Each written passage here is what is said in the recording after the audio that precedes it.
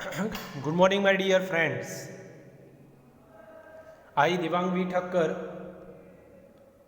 welcome all the students of Standard 11th. My dear students, today we are going to discuss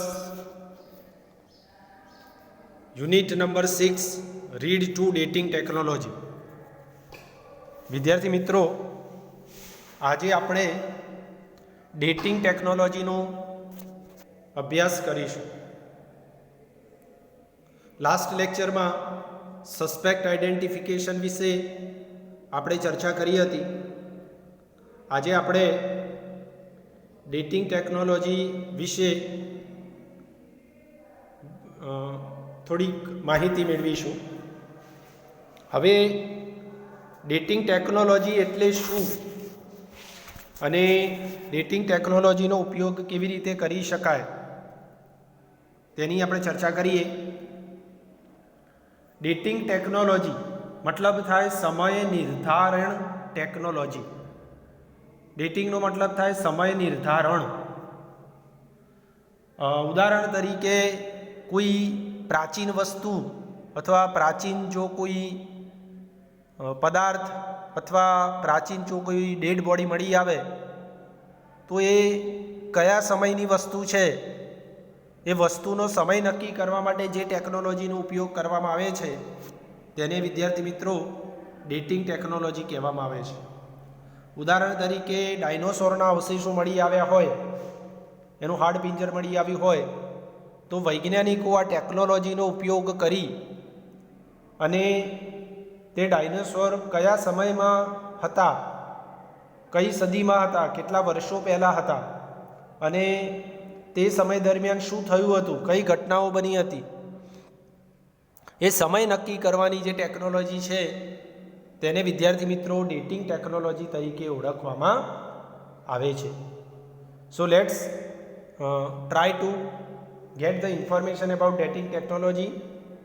Unit number 6, read 3, dating technology. Let's begin the unit. First paragraph. Dating objects and artifacts is an interesting area of investigation. Artifacts નો મતલબ થાય વિદ્યાર્થી મિત્રો માનવ નિર્મિત વસ્તુ, પદાર્થો અને વસ્તુઓ. માનવ નિર્મિત જે વસ્તુઓ છે તેનો સમય નક્કી કરવો તે ઇન્વેસ્ટિગેશન એટલે તપાસનું રસપ્રદ ક્ષેત્ર છે.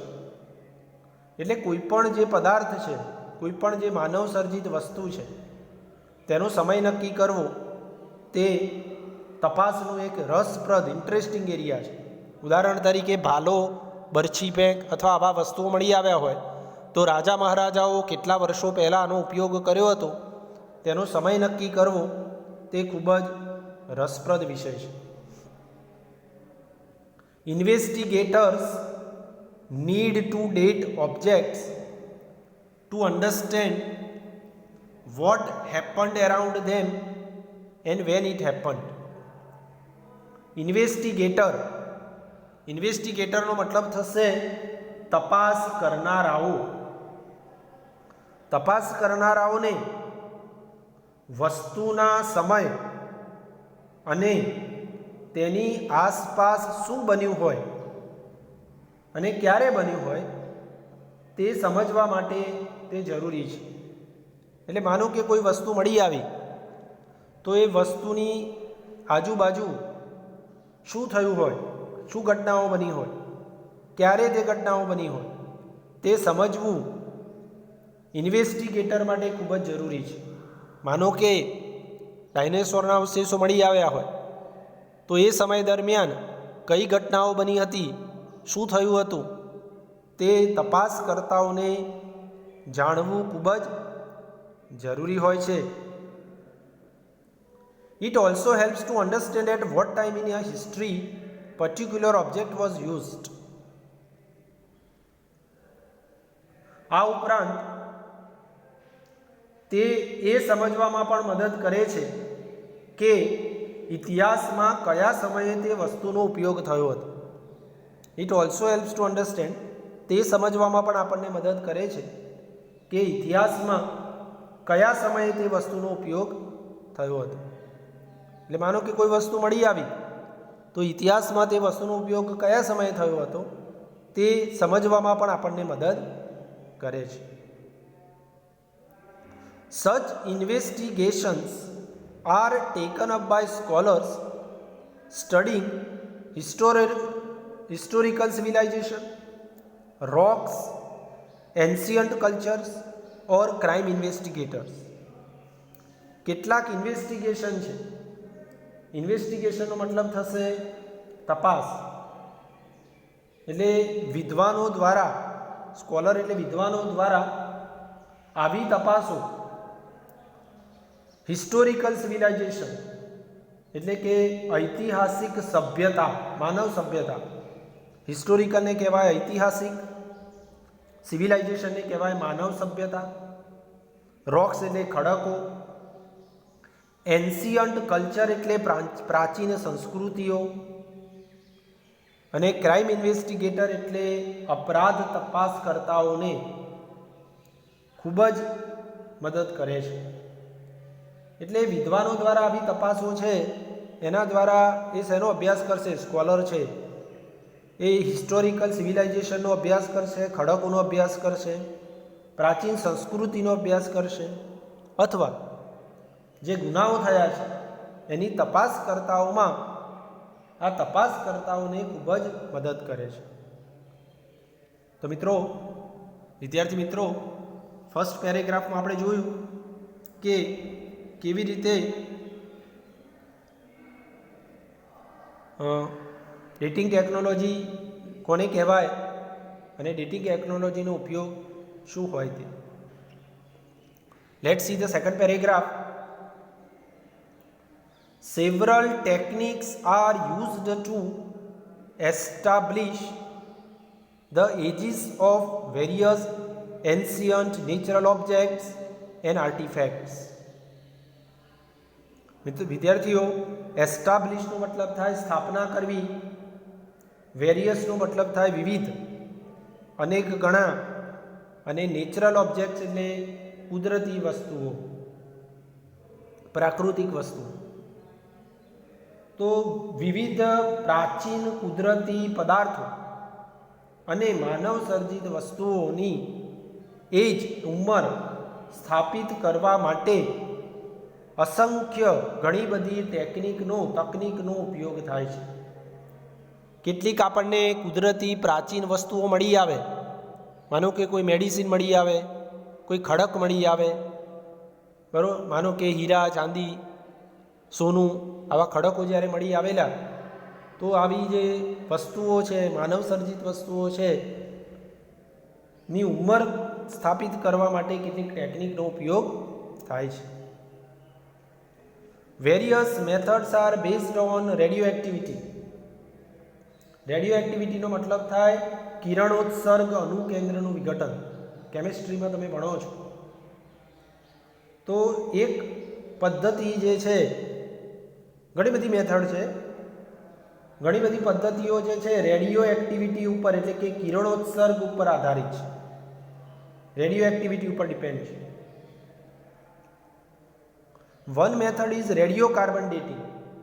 રેડિયો કાર્બન એટલે પ્રાચીન સેન્દ્રિય દ્રવ્યો હોય એમાં કાલ નિર્ણય માટે વપરાતો કાર્બનનો કિરણોત્સર્ગી સમસંયુગ, જેને કાર્બન 14 કહેવાય. કાર્બન 14 વિશે તમે કેમિસ્ટ્રીમાં ભણો છો. એક પદ્ધતિનું નામ છે રેડિયો કાર્બન સમય નિર્ધારણ પદ્ધતિ, જેને રેડિયો કાર્બન ડેટિંગ કહેવાય. આ રેડિયો કાર્બન ડેટિંગ દ્વારા કોઈ પણ વસ્તુ, પ્રાચીન વસ્તુનો સમય નક્કી કરી શકાય. Radio carbon or carbon 14 is a form of the element carbon. Radio carbon અથવા જે કાર્બન 14 છે એને કાર્બન 14 પણ કહી શકાય, તે કાર્બન તત્વનું એક સ્વરૂપ છે. કાર્બનના જે તત્વો છે તેમાંનું એક ફોર્મ છે, એક સ્વરૂપ છે. It is unstable and weakly radio active. અનસ્ટેબલનો મતલબ થાય અસ્થાયી, સ્થિર ન હોય તેવું, અને વીકલીનો મતલબ થાય નબળું, વીક કહી શકાય તેવું. તો વિદ્યાર્થી મિત્રો, કાર્બન 14 એક અસ્થાયી અને નબળું રેડિયો એક્ટિવ છે, કિરણોત્સર્ગ છે. The stable forms are carbon 12 and carbon 13. જે સ્થિર સ્વરૂપ છે તે કાર્બન 12 અને કાર્બન 13 છે. આ બધા કાર્બનના સ્વરૂપો છે. કાર્બન 12 અને કાર્બન 13 તે એક સ્થિર સ્વરૂપ છે. Carbon 14 constantly takes forms and then changes in the upper atmosphere. Carbon 14 સતત સ્વરૂપ બદલે છે. કોન્સ્ટન્ટલી ટેક ફોર્મ મતલબ થાય સતત સ્વરૂપ બદલવું અને ઉપરના વાતાવરણમાં બદલાવ લાવે છે. એટલે કાર્બન 14 જે છે તે વિદ્યાર્થી મિત્રો સતત સ્વરૂપ બદલે છે અને અપર એટમોસ્ફિયરમાં તે હંમેશા બદલાવ લાવ્યા કરે છે. તો વિદ્યાર્થી મિત્રો, સેકન્ડ પેરેગ્રાફમાં આપણે જોયું કે ઘણી બધી ટેકનિકનો ઉપયોગ કુદરતી વસ્તુઓ અને માનવ સર્જિત વસ્તુઓનો સમય નિર્ધારિત કરવા માટે વપરાય છે. તેમાંની એક જે મેથડ છે તેને વિદ્યાર્થીઓ રેડિયો કાર્બન ડેટિંગ કહી શકાય છે. રેડિયો કાર્બન અથવા કાર્બન 14 એ કાર્બનનું એક સ્વરૂપ છે જે અસ્થિર અને નબળું છે, જ્યારે કાર્બન 12 અને કાર્બન 13 એ સ્થિર સ્વરૂપ છે. કાર્બન 14 જે છે તે સતત સ્વરૂપ બદલે છે અને ઉપરના વાતાવરણમાં તે બદલાવ લાવે છે. Let's see the third paragraph. Plants and animals tech in carbon 14 throughout there life time. છોડ તથા પ્રાણીઓ તેના જીવનકાળ દરમિયાન કાર્બન 14 લે છે. છોડ તથા પ્રાણીઓ તેના જીવનકાળ દરમિયાન કાર્બન 14 લે છે. એટલે છોડમાં અને પ્રાણીની અંદર સતત કાર્બન 14 તેના શરીરની અંદર હોય છે. વેન દે ડાઈ, માનો કે કોઈ છોડ અથવા કોઈ પ્રાણી મૃત્યુ પામે, they stop exchanging કાર્બન.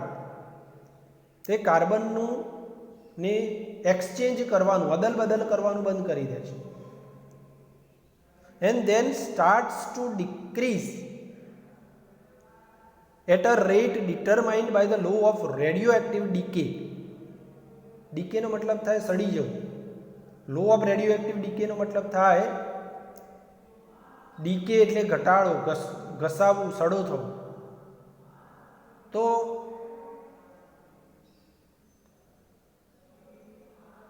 પછી શું થાય છે કે તેમના કાર્બન 14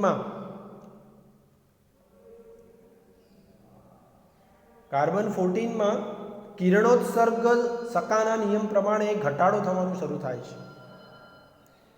બરાબર? એટલે કે જેવું તે મૃત્યુ પામે, કોઈ મનુષ્ય અથવા કોઈ પ્રાણી અથવા કોઈ છોડનો નાશ થાય તો કાર્બનની એક્સચેન્જ કરવાનું બંધ કરી દે, અદલ બદલ કરવાનું બંધ કરી દે, અને એની અંદર રહેલું કાર્બન 14 જે છે એ રેડિયો એક્ટિવ ડીકેના નિયમ પ્રમાણે, રેડિયો એક્ટિવ જે ઘટાડાના નિયમ પ્રમાણે, સડાના નિયમ પ્રમાણે કાર્બન 14 ઘટવાનું શરૂ કરે છે,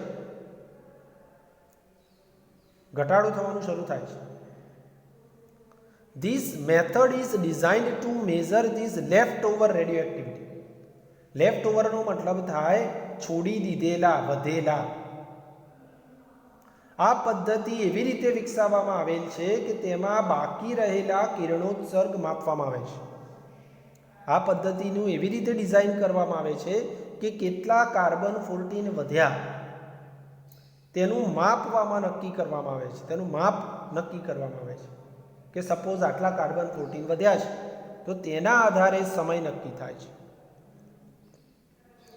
by knowing how much carbon 14 is left in a sample, the age of organization when it died can be known. નમૂનામાં કેટલું કાર્બન 14 છે તે જાણીને તે સજીવ જ્યારે મૃત્યુ પામ્યો હોય ત્યારે તેની ઉંમર કેટલી હતી તે જાણી શકાય છે. એટલે નમૂનો લેવામાં આવે એમાં કાર્બન 14 જે છે એ જાણી લેવાય કે આટલા કાર્બન 14 વધ્યા છે. તો એ સજીવ ક્યારે મૃત્યુ પામ્યો હશે, તેની ઉંમર કેટલી હશે તે જાણી શકાય છે. તો મિત્રો, વિદ્યાર્થીઓ, આ થર્ડ પેરેગ્રાફમાં આપણે જોયું કે છોડ અને પ્રાણી તેના સમગ્ર જીવન દરમિયાન કાર્બન 14 લે છે. જ્યારે તેઓ મૃત્યુ પામે છે ત્યારે કાર્બન 14ની અદલ બદલ કરવાનું બંધ કરી દે છે અને ત્યારબાદ તેમાં કાર્બન 14નું પ્રમાણ ઘટે છે. પછી આ પદ્ધતિ દ્વારા કેટલા કાર્બન 14 એ સેમ્પલની અંદર વધ્યા છે તો તેના દ્વારા તેની ઉંમર છે તે ક્યારે મૃત્યુ પામ્યો, ક્યારે નાશ પામ્યો તેની ઉંમર જાણી શકાય છે. Now let's see the last paragraph. Here it is. Other methods are also used like archaeomagnetic dating. Archaeomagnetic નો મતલબ થાય પુરાતત્વિક ચુંબકતા. બીજી એક પદ્ધતિ છે, અધર મેથડ્સ છે, તે પણ પુરાતત્વીય ચુંબકીય રીતે સમય નિર્ધારણ કરવા માટે વપરાય છે, જેને આર્કિયોમેગ્નેટિક ડેટિંગ તરીકે ઓળખવામાં આવે છે. ચુંબકીય પુરાતત્વીય ચુંબકીય કેટલું તત્વ છે તેના આધારે એનો સમય નક્કી કરી શકાય છે. This is based on reversal of magnetic field of the earth. આ પદ્ધતિ શું છે? તો આ પદ્ધતિ પૃથ્વીના ચુંબકીય ક્ષેત્રના અપાકર્ષણ ઉપર આધારિત છે. રિવર્સલનો મતલબ થાય પૃથ્વીના ચુંબકીય ક્ષેત્રનું અપાકર્ષણ, તેના ઉપર આ પદ્ધતિ આધારિત છે. બીજું છે, 3 મેથડ જોઈ, એક ડેટિંગ ટેકનોલોજી જોઈ, 2 જોઈ dating technology. Second one is archaeomagnetic dating technology. Third one tree ring dating is another useful technique. વૃક્ષ વલય સમય નિર્ધારણ પદ્ધતિ પણ એક ઉપયોગી ટેકનિક છે.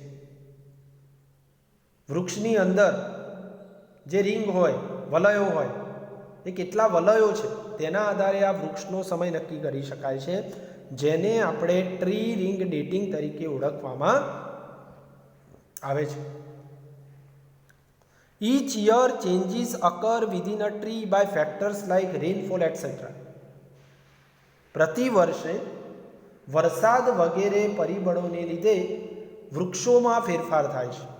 વરસાદ વધારે પડે તો વૃક્ષોનો વિકાસ સારો થાય છે, પૂરતો પડે તો ઓછો પડે તો વૃક્ષનો વિકાસ ઓછો થાય છે. તો દર વર્ષે વરસાદ જેવા પરિબળોને કારણે વૃક્ષોની અંદર ફેરફારો જોઈ શકાય છે.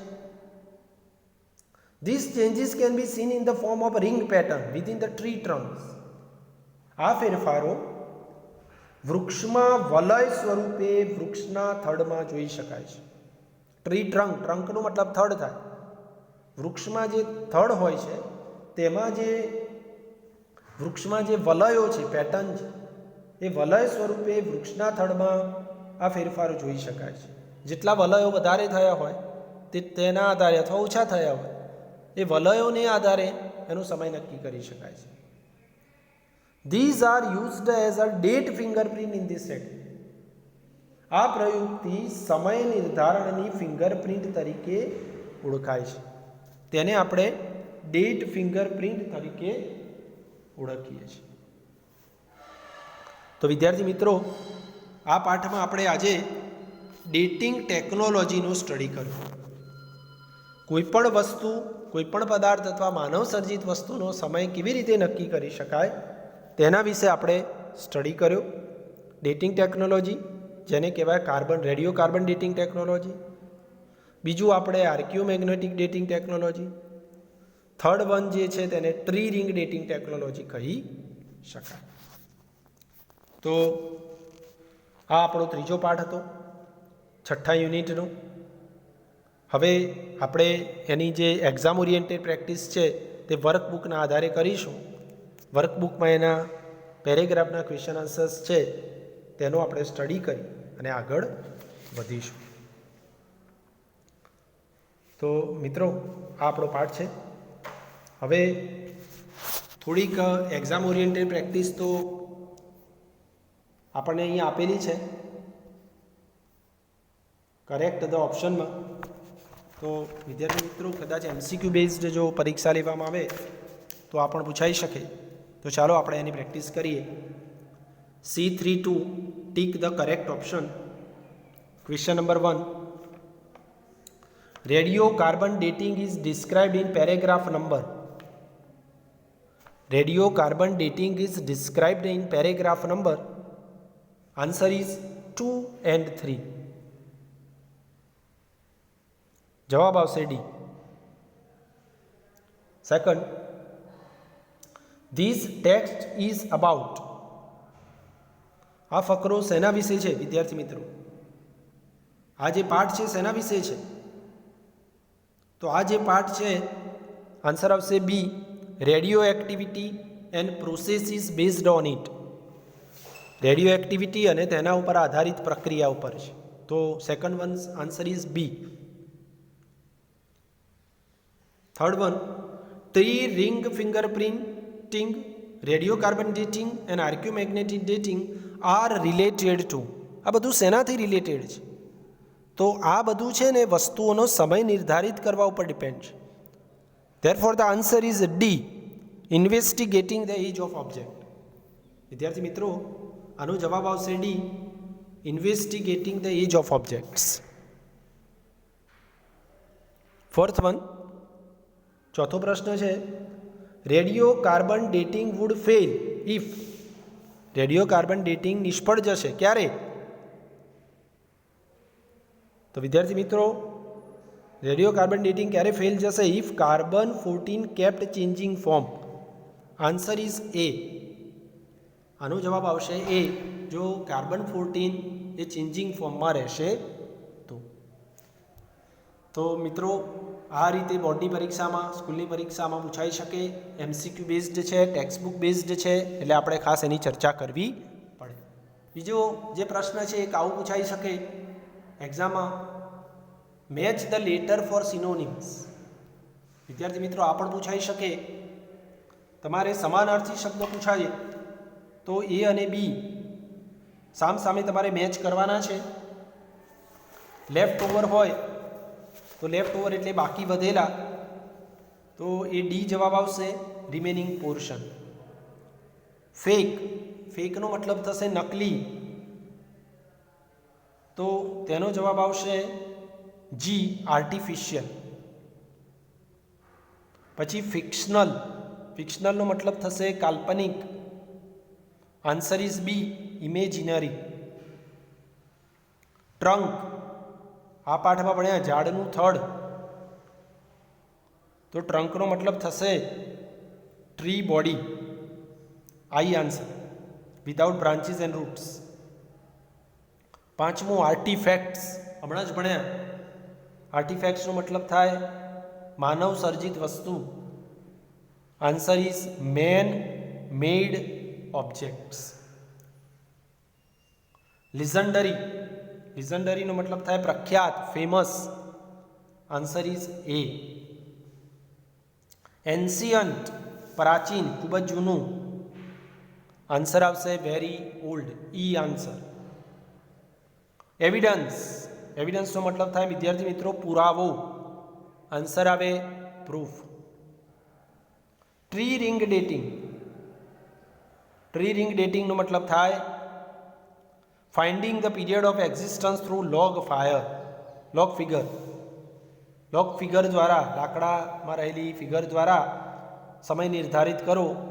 નવમામાં જવાબ આવશે જે. અને સસ્પેક્ટ, 10મું, સસ્પેક્ટનો મતલબ થાય શંકા કરવી. આન્સર આવે એચ, ડાઉટ. તો વિદ્યાર્થી મિત્રો આ પણ પૂછાઈ શકે. તે સિવાયની આપણે પ્રેક્ટિસ વર્કબુકમાંથી કરીશું.